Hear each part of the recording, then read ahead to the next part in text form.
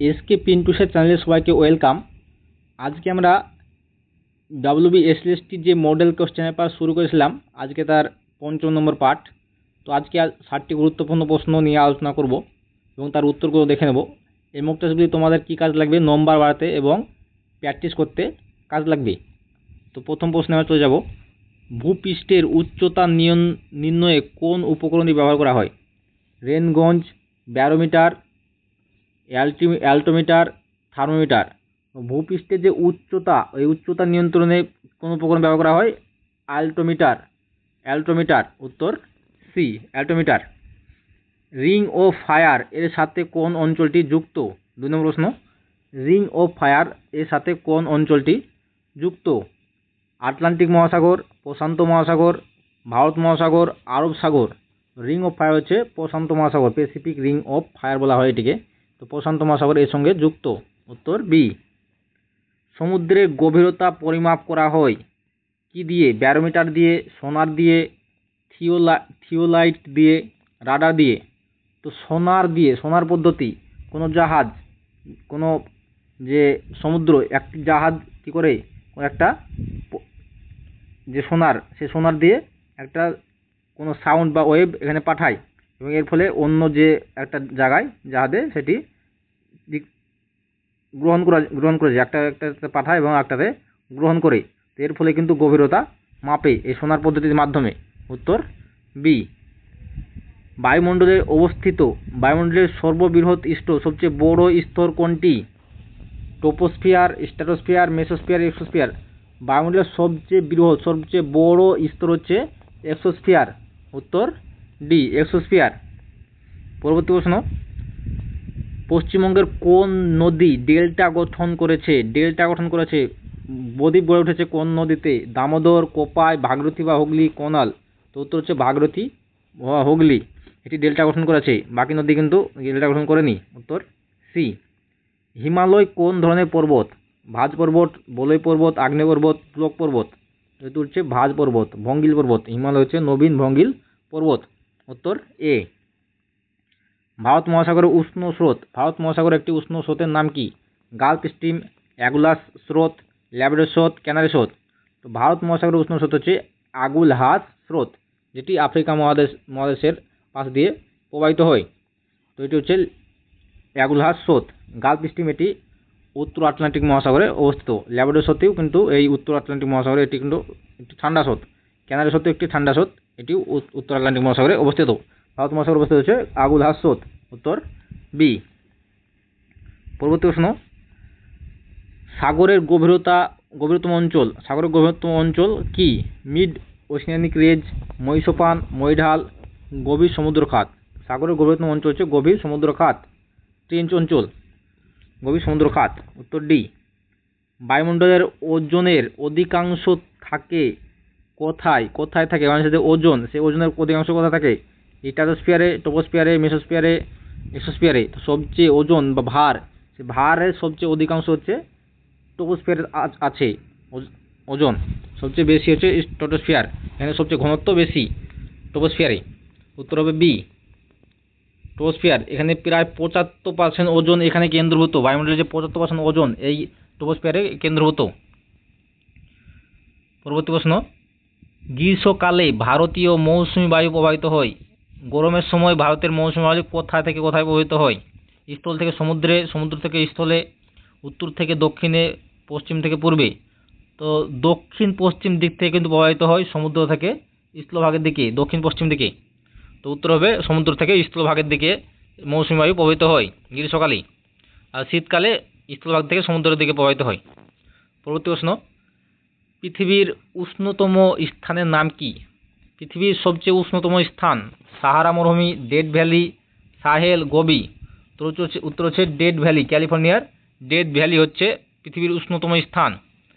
উত্তর B, death valley. এটি California অবস্থিত। অতিরিক্ত গরম, এখানে কিন্তু অতিরিক্ত গরম দেখতে পাওয়া যায়। পৃথিবীর সবচেয়ে উষ্ণতম স্থান হচ্ছে ডেথ ভ্যালি। পরবর্তী প্রশ্ন। জৈব পদার্থের সর্বাধিক যে সমৃদ্ধ মাটি, জৈব পদার্থ সমৃদ্ধ মাটি কোথায়? সবচেয়ে বেশি জৈব পদার্থ কোন মাটিতে রয়েছে? ল্যাটারাইট মাটিতে, পলি মাটিতে, চারণজীব মাটিতে, লাল মাটিতে। তো জৈব পদার্থ সবচেয়ে বেশি সমৃদ্ধ রয়েছে চার নদী মাটিতে, উত্তর সি। চার নদী মাটি, চার নদী মৃত্তিকা, এটিতে সবচেয়ে বেশি জৈব পদার্থ রয়েছে। হিউমাস রয়েছে। পরবর্তী প্রশ্ন, হিমালয়ের কোন অংশে চিরহরিত অরণ্য দেখা যায়? তুষার রেখার ওপরের অংশে, নিম্ন হিমালয়ে, হিমালয়ের মধ্যভাগে, ট্রান্স হিমালয়ে? তো উত্তর হচ্ছে নিম্ন হিমালয়, উত্তর বি। নিম্ন হিমালয়ে চিরহরিত অরণ্য দেখা যায়। ল্যাটেরাইট মাটি বেশি পাওয়া যায় কোথায়? ল্যাটেরাইট মাটি কোথায় বেশি পাওয়া যায়? পাঞ্জাবে, রাজস্থানে, কর্ণাটকে, হরিয়ানায়? তো উত্তর হচ্ছে কর্ণাটক, উত্তর সি। উষ্ণ আর্দ্র অঞ্চলে এই ল্যাটেরাইট মাটি দেখা যায়, কর্ণাটকে, উত্তর সি। ভারত নদীর স্রোত বন্ধ হলে পলি জমে কি সৃষ্টি হয়? নদীর স্রোত যখন বন্ধ হয়ে যায় তখন পলি জমতে সৃষ্টি করে। তো সেই পলি জমার ফলে কি সৃষ্টি হয়? খাই সৃষ্টি হয়, বন্যার সৃষ্টি হয়, ডেল্টা, প্লাবনভূমি। তো যে নদীর স্রোত বন্ধ হয়ে পলি জমে কি সৃষ্টি হয়? ডেল্টা বা বদ্বীপ সৃষ্টি হয়, উত্তর সি, বদ্বীপ। কোনটি একটি প্ল্যান সেটেলমেন্ট? প্ল্যান সেটেলমেন্ট কোনটি? গ্রাম, মফস্বল, কলোনি, ক্ষেতবাড়ি? তো উত্তর হচ্ছে প্ল্যান সেটেলমেন্ট হচ্ছে কলোনি অঞ্চল। এটি একটি প্ল্যানকৃত সেটেলমেন্ট, কলোনি অঞ্চল, উত্তর সি। ভারতের বলছি এখানে উত্তর 22 নম্বর প্রশ্ন, শহরের প্রধান বৈশিষ্ট্য হলো? কোন একটি শহরের প্রধান বৈশিষ্ট্য কি? কৃষি নির্ভর জীবন এখানে থাকবে, ঘন বসতি থাকবে, খোলা জমি থাকবে, ছায়া আচ্ছাদিত অঞ্চল থাকবে। তো শহরের প্রধান বৈশিষ্ট্য হলো ঘন বসতি থাকবে এখানে, উত্তর বি, ঘন বসতি, ঘন জনবসতি।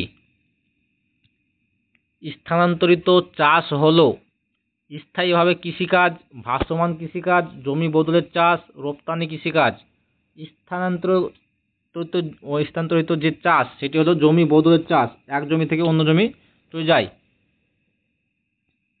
সালস এন্ড বার্ন চাষ বলা হয় এই স্থানান্তরিত চাষকে। জমি বদলের চাষ, স্থানান্তরিত কৃষির কি এক জমি থেকে অন্য জমি চলে যায়, অন্য জমি বেছে নেয়। পরবর্তী প্রশ্ন, গ্রামীণ জনসংখ্যার প্রধান জীবিকা? গ্রামীণ যে জনসংখ্যা সেই জনসংখ্যার প্রধান জীবিকা কি? ব্যবসা, মৎস্য, কৃষিকাজ, কারখানা?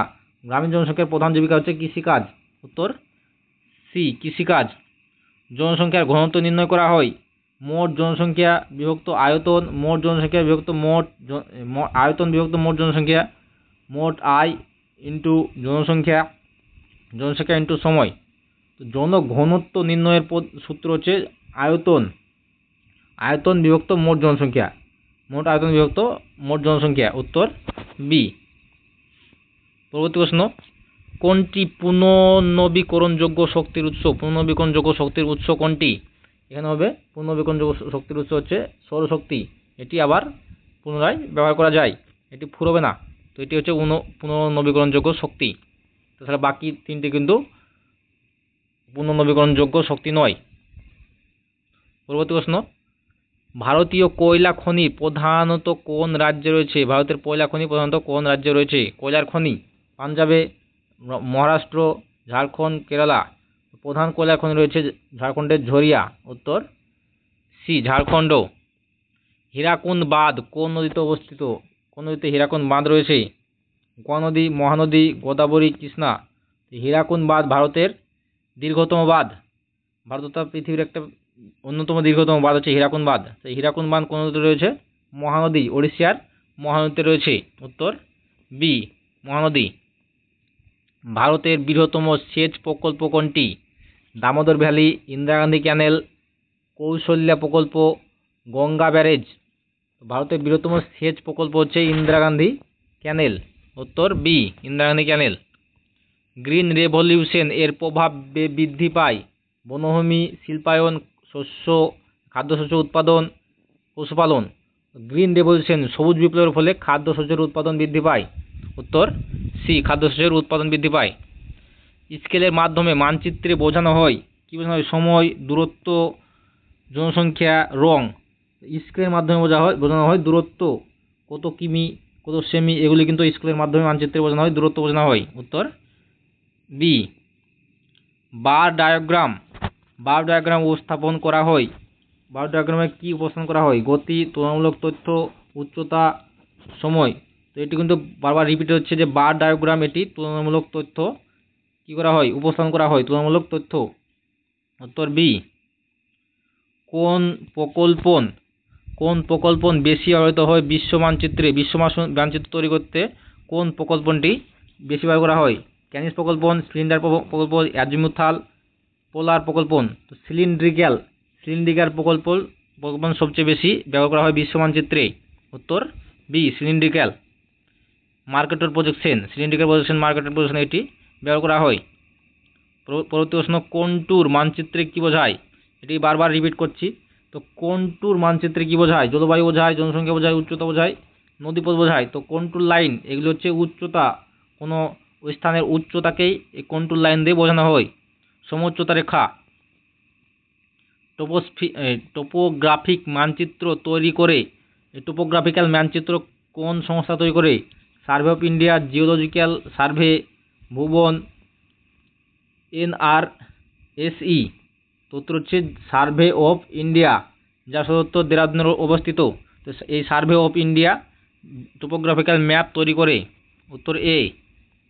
ভারতের সর্বাধিক বৃষ্টিপাত কোথায় হয়? শিলং, চেরাপুঞ্জি, আগারতলা, ত্রিচি। তো ভারতের সর্বাধিক বৃষ্টিপাত হয় চেরাপুঞ্জিতে, মেঘালয়ের চেরাপুঞ্জি। উত্তর বি। কচ্ছের রান কোথায় অবস্থিত? পাঞ্জাব, মহারাষ্ট্র, রাজস্থান, গুজরাট। কচ্ছের রান অবস্থিত হচ্ছে গুজরাট। উত্তর ডি, পশ্চিম গুজরাট। এই গুজরাটে কচ্ছের রান অবস্থিত। উত্তর ডি। ভারতবর্ষের প্রধান নদী অববাহিকা কোনটি? সিন্ধু, গঙ্গা, ব্রহ্মপুত্র, নর্মদা। ভারতবর্ষের প্রধান নদী অববাহিকা হচ্ছে গঙ্গা নদী অববাহিকা। উত্তর বি, গঙ্গা নদী। ব্ল্যাক সোয়েল কোথায় পাওয়া যায়? ব্ল্যাক সোয়েল, এটি বারবার বিভিন্ন প্রশ্নে রয়েছে। তো এটি কোথায় পাওয়া যায়? গাঙ্গেয় সমভূমি, দাক্ষিণাত্য মালভূমি, হিমালয় অঞ্চল, থর মরুভূমি। ব্ল্যাক সোয়েল পাওয়া যায় দাক্ষিণাত্য মালভূমি অঞ্চলে। উত্তর বি, দাক্ষিণাত্য মালভূমি। ভারতের বন্দরগড় খনিজ প্রধান কোথায় বা খনিজ অঞ্চল কোথায় অবস্থিত? বন্দরগড়, এই বন্দরগড় খনিজ অঞ্চল, উৎপাদক অঞ্চল কোথায় অবস্থিত? মহারাষ্ট্র, মধ্যপ্রদেশ, ছত্তিশগড়, ঝাড়খণ্ড। তো বন্দরগড় খনিজ হচ্ছে ছত্তিশগড়ে অবস্থিত। উত্তর সি, ছত্তিশগড়। ছত্তিশগড়ের একটি আয়রন ও বক্সাইট উৎপাদনে সমৃদ্ধ এই বন্দরগড় খনিজ উৎপাদন কেন্দ্র বন্দরগড় ছত্তিশগড়ে অবস্থিত। ভারতের সবচেয়ে ঘন বসতিপূর্ণ রাজ্য কোনটি? সবচেয়ে ঘন বসতিপূর্ণ রাজ্য কোনটি? মহারাষ্ট্র, বিহার, পশ্চিমবঙ্গ, উড়িষ্যা। তো সবচেয়ে ঘন বসতিপূর্ণ রাজ্য হচ্ছে সবচেয়ে বেশি বিহারে। উত্তর বি, বিহার। প্রতি বর্গ কিলোমিটারে 1100 লোক বা 1100 লোক কিন্তু এখানে বাস করে 2011 এর জনগণনা অনুযায়ী। পরবর্তী প্রশ্ন, কোন ধরনের বসতি বা প্যাটার্ন নদীর তীরবর্তী এলাকায় দেখা যায়? নদীর তীরবর্তী এলাকায় কোন ধরনের বসতি প্যাটার্ন দেখা যায়? গ্রিড, লিনিয়ার, রেডিয়াল, কেন্দ্রীভূত। তো উত্তর হচ্ছে লিনিয়ার, রৈখিক প্যাটার্ন কিন্তু এই এই নদী তীরবর্তী অঞ্চলে দেখা যায়। নদী যদি সোজাসুজি হয় তো সেখানে কিন্তু রৈখিক প্যাটার্ন দেখা যায়, যে নদীর সেটেলমেন্ট, বিভিন্ন যে বাড়ি অবস্থান, সেটা কিন্তু এই লিনিয়ার পদ্ধতি বা লিনিয়ার প্যাটার্ন এখানে দেখা যায় নদী তীরবর্তী এলাকায়। উত্তর বি, লিনিয়ার বা রৈখিক। নদী বা রাস্তার ধার বরাবর। পরবর্তী প্রশ্ন, পরিকল্পিত নগরী হিসাবে কোনটি প্রথম গড়ে ওঠে? তো এটি কিন্তু আগের সেটে ছিল। তো পরিকল্পিত নগরী হিসাবে কোনটি প্রথম গড়ে ওঠে? চণ্ডীগড়, দিল্লি, কলকাতা, বেঙ্গালুরু। তো এটি উত্তর কিন্তু তোমরা কমেন্টে জানাও। 43 নম্বর প্রশ্নের উত্তর কি হবে? পরিকল্পিত যে শহর, প্রথম পরিকল্পিত শহর কোনটি? Plan settlement. পরবর্তী প্রশ্ন, ভারতের সবথেকে বেশি জৈব কৃষিকাজ করা হয় কোথায়? ভারতের সবচেয়ে বেশি জৈব কৃষিকাজ, রাসায়নিক কৃষিকাজ নয়, কিন্তু জৈব কৃষিকাজ কোন রাজ্যে সবচেয়ে বেশি হয়? সিকিম, কেরালা, মধ্যপ্রদেশ, হিমাচল প্রদেশ। তো উত্তর হবে সিকিম রাজ্য। সবচেয়ে বেশি জৈব কৃষিকাজ করা হয় এই সিকিম রাজ্যে। উত্তর এ, সিকিম। সিকিম হলো ভারতের প্রথম পূর্ণ জৈব রাজ্য হচ্ছে সিকিম। ভারতের কোন অঞ্চলে কটন বেল্ট বলা হয়? কোন অঞ্চলকে কটন বেল্ট বলা হয়? গাঙ্গেয় সমভূমি, মালভূমি অঞ্চল, কৃষ্ণা গোদাবরী অববাহিকা, গুজরাট এবং মহারাষ্ট্র এবং গুজরাট। তো কন্টোন বেল্ট বলা হয় গুজরাট এবং মহারাষ্ট্র এবং গুজরাট অঞ্চলকে। উত্তর ডি। কৃষ্ণ মৃত্তিকা বা কালো মাটি এখানে তুলা চাষের জন্য বিখ্যাত, সবচেয়ে বেশি তুলা চাষ হয় এখানে মহারাষ্ট্র। 46 নম্বর প্রশ্ন, কার্টোগ্রাফিক স্কেলে RF বলতে কি বোঝায়? RF এর ফুল ফর্ম কি? RF বলতে কি বোঝায়? Representative figure, real figure, reduce factor, relative fraction. তো RF এর ফুল ফর্ম হচ্ছে রিপ্রেজেন্টেটিভ ফ্র্যাকশন। এটির উত্তর হবে রিপ্রেজেন্টেটিভ ফিগারকে বোঝায়। কার্টোগ্রাফিক স্কেলে রিপ্রেজেন্টেটিভ ফিগারকে বোঝায়। উত্তর এ, রিপ্রেজেন্টেটিভ ফ্র্যাকশন। রিপ্রেজেন্টেটিভ ফ্র্যাকশন হলো RF, তো এটিকে রিপ্রেজেন্টেটিভ ফিগারকে বোঝায় RF স্কেল। পরবর্তী প্রশ্ন, বৃহৎ আকারের মানচিত্রের উদাহরণ হলো? বৃহৎ আকারের মানচিত্র কোনটি? World map, topographical map, Atlas map, globe map. তো বৃহৎ মানচিত্র হচ্ছে, বড় মানচিত্র হচ্ছে, বৃহৎ আকারের মানচিত্র হচ্ছে টোপোগ্রাফিক্যাল ম্যাপ। এখানে কম যে অঞ্চল সেখানে বৃহৎ মানচিত্রে দেখানো হয়, কম অঞ্চল এখানে খুঁটিনাটি তথ্য বেশি দেওয়া হয়। উত্তর বি, টোপোগ্রাফিক্যাল ম্যাপ। তো টোপোগ্রাফিক্যাল ম্যাপে বিশদ তথ্য দেখানো থাকে। 1:50,000 এর স্কেল, RF স্কেল হচ্ছে 1:50,000। 1 সেমিতে 50,000 সেমি, ভূমিতে 50,000 সেমি, আমাদের যে স্কেলে 1 সেমি। পরবর্তী প্রশ্ন, 48 নম্বর প্রশ্ন, কোন মানচিত্র প্রক্ষেপণে সমদৈর্ঘ্য রক্ষা করা হয়? সমদৈর্ঘ্য রক্ষা করা হয় কোন মানচিত্রে? সিলিন্ড্রিকাল মানচিত্র, কনিক্যাল মানচিত্র, সমদৈর্ঘ্য প্রক্ষেপণ, গ্লোব। সমদৈর্ঘ্য প্রক্ষেপণে সমদৈর্ঘ্য রক্ষা করা হয়, দৈর্ঘ্যের সমতা রক্ষা করা হয়। উত্তর সি। বার গ্রাফ সাধারণত কোন ধরনের তথ্য উপস্থাপন করা হয়? এটি বারবার কিন্তু আমাদের রিপিটেড প্রশ্ন। এই বার গ্রাফের মাধ্যমে কি উপস্থাপন করা হয়? এখানে হচ্ছে পরিমাণগত, গুণগত, বর্ণনামূলক, ত্রিমাত্রিক। যে বার গ্রাফ সেখানে কিন্তু পরিমাণগত তথ্য বোঝানো হয়। উত্তর এ, পরিমাণগত। বার গ্রাফ পরিসংখ্যান পরিমাণগত তুলনার জন্য এটি ব্যবহার করা হয়। উত্তর এ। পাই চার্ট কোন তথ্য উপস্থাপন করে? সময়, শতাংশ, উচ্চতা, আয়তন। তো যে পাই চার্ট সেটি কিন্তু শতাংশে উপস্থাপন করে। 360 ডিগ্রিকে বিভিন্ন 100% অনুযায়ী ভাগ করা হয়, বিভিন্ন কোণে ভাগ করে এটি কিন্তু পাই চার্ট করা হয়। উত্তর বি, শতাংশ। সার্কুলার ডায়াগ্রাম বা পূর্ণবৃত্তকে শর্করা হারে ভাগ করে দেখানো হয় পাই ডায়াগ্রামে। 1 নম্বর প্রশ্ন, ভারতের বৃহত্তম জলবিদ্যুৎ প্রকল্প কোনটি? ভারতের বৃহত্তম জলবিদ্যুৎ প্রকল্প কোনটি? হীরাকুদ, ভুতান, তেহরি, ভাকরানাঙ্গাল। হচ্ছে ভারতের বৃহত্তম জলবিদ্যুৎ প্রকল্প হচ্ছে ভাকরানাঙ্গাল প্রকল্প। উত্তর ডি, ভাকরানাঙ্গাল। ভারতের অন্যতম প্রাচীন ও বৃহৎ জলবিদ্যুৎ প্রকল্প হচ্ছে ভাকরানাঙ্গাল প্রকল্প, সত্যেন্দ্র নদীতে রয়েছে, সত্যেন্দ্র নদীর ভাকরানাঙ্গাল প্রকল্প। কয়লা কি? ধাতব খনিজ, অধাতব খনিজ, শক্তি সম্পদ, তেজস্ক্রিয় খনিজ। কয়লা হচ্ছে শক্তি সম্পদ। উত্তর সি, শক্তি সম্পদ। ভারতের যে শক্তি, তাপ শক্তি, থার্মাল পাওয়ার, তার বেশিরভাগটাই এই কয়লা দিয়ে তৈরি হয়, কয়লা থেকে আসে। পরবর্তী প্রশ্ন, ভারতের প্রথম তৈল শোধনাগার কোথায় স্থাপিত হয়? ভারতের প্রথম প্রাচীনতম তৈল শোধনাগার কোনটি? গুজরাটে, আসামে তৈরি হয়, মহারাষ্ট্র, বিহার। এটি আসামের ডিগবই। ভারতের প্রাচীনতম বা প্রথম তৈল শোধনাগার হচ্ছে আসামের ডিগবই। উত্তর বি, আসাম রাজ্য, আসামের ডিগবই। এখানে প্রথম তেল শোধনাগার গড়ে ওঠে আসামে। 8 নম্বর প্রশ্ন, ভারতের মধ্যে সবচেয়ে বেশি ইস্পাত উৎপাদন করে রাজ্য? সবচেয়ে বেশি ইস্পাত উৎপাদন করে কোন রাজ্য? ছত্তিশগড়, ঝাড়খণ্ড, পশ্চিমবঙ্গ, কর্ণাটক। তো ভারতের সবচেয়ে বেশি ইস্পাত উৎপাদন করে ছত্তিশগড়ের ভিলাই। এটি ইস্পাত উৎপাদনের প্রথম। উত্তর এ, ছত্তিশগড়। 5 নম্বর প্রশ্ন, কাঁচা লোহা ও কয়লা থেকে কোন শিল্প গড়ে ওঠে? অ্যালুমিনিয়াম শিল্প, সিমেন্ট শিল্প, লৌহ ইস্পাত শিল্প, কাগজ শিল্প। কাঁচা লোহা এবং কয়লার থেকে কোন শিল্প গড়ে ওঠে? লৌহ ইস্পাত শিল্প। উত্তর সি, লৌহ ইস্পাত শিল্প।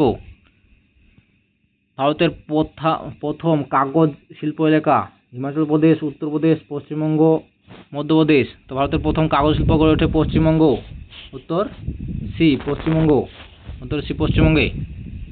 পশ্চিমবঙ্গের হুগলি নদীর তীরে কাগজ শিল্প বহুল রয়েছে, হুগলি শিল্পাঞ্চল, শ্রীরামপুর। পরবর্তী প্রশ্ন, পুরুষ নারী অনুপাতকে বলা হয় ঘনত্ব, যৌন অনুপাত, জন্মহার, প্রজনন হার। তো পুরুষ নারীর অনুপাতকে বলা হয় যৌন অনুপাত, লিঙ্গ অনুপাত বলা হয়, উত্তর বি অনুপাত। প্রতি হাজার পুরুষের বিপরীতে নারীর সংখ্যাকে বলা হয় যৌন অনুপাত বা লিঙ্গ অনুপাত। পরবর্তী প্রশ্ন, সবচেয়ে বেশি রপ্তানি করা কৃষি পণ্য কোনটি? ভারত সবচেয়ে বেশি রপ্তানি করা কৃষি পণ্য কোনটি? ভুট্টা, গম, চাল, চা। সবচেয়ে বেশি রপ্তানি করে চা, উত্তর ডি চা। কলকাতা বন্দরের প্রধান সমস্যা কোনটি? অতিরিক্ত জাহাজ, নদীর তলদেশ ভরাট, স্রোতের অভাব, গভীরতা বেশি। তো হচ্ছে নদীর তলদেশে ভরাট, পলি জমা। নদীর তলদেশ ভরাট হচ্ছে কলকাতা বন্দরের প্রধান সমস্যা। বিশ্ব পরিবেশ দিবস কবে পালিত করা হয়? আমাদের শেষ প্রশ্ন আজকের, বিশ্ব পরিবেশ দিবস কবে পালন করা হয়? ওয়ার্ল্ড যে পরিবেশ দিবস, বিশ্ব পরিবেশ দিবস 1 জুন, 5 জুন, 15 জুলাই, 27 মে। তো 5ই জুন, এই 5ই জুন বিশ্ব পরিবেশ দিবস পালন করা হয়, উত্তর বি বিশ্ব পরিবেশ দিবস। World environmental day, world environmental day কবে পালন করা হয়? 5ই জুন, উত্তর বি। তো এই ছিল আমাদের প্রশ্ন, 60টি প্রশ্ন। পরবর্তী যে সেট সেটা নিয়ে আসছি খুব তাড়াতাড়ি। তো চ্যানেলটিকে সাবস্ক্রাইব করে ভিডিওটিকে লাইক করে দাও। ধন্যবাদ।